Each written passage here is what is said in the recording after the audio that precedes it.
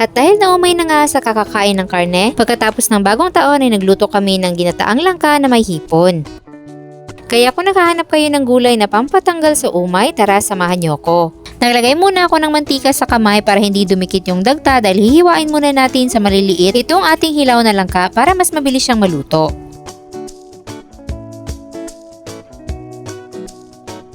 Pagkatapos mahiwa ay huhugasan naman natin itong mabuti.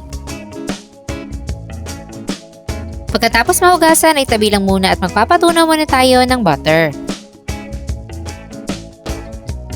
Tapos ay magisa na tayo ng bawang.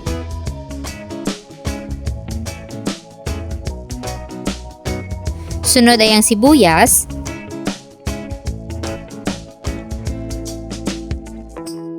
Then yung ating hipon at siling green. Igisa lang natin to hanggang sa maging orange na yung kulay ng hipon.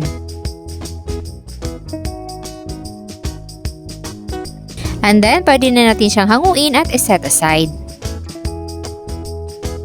Tapos, magdagdag lang tayo ng konting mantika para makapag-isa tayo dito ng luya. Tapos, isunod na natin yung sibuyas at bawang.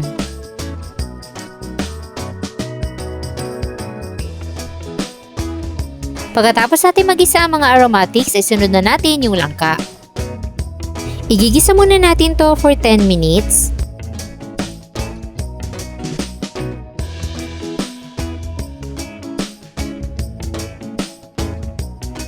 Tsaka natin lagyan ng pangalawang piga ng gata. Then takpan at hintayin lang muna nating lumambot yung langka. Kapag malambot na, igisa lang muna natin saglit.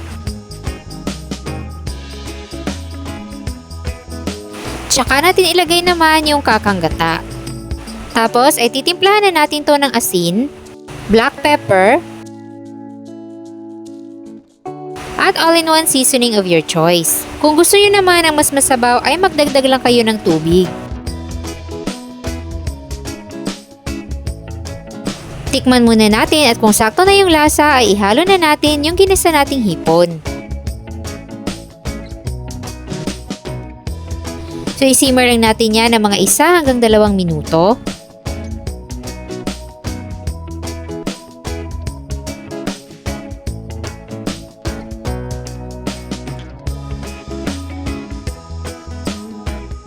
At magluluto din tayo dyan ng tuyo dahil perfect yung kapartner ng ginataan.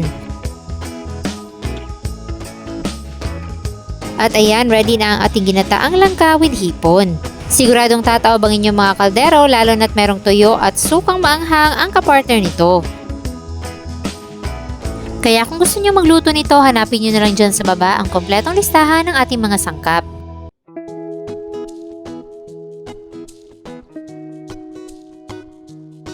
At sana'y nagustuhan nyo ang ating gulay recipe for today. Enjoy!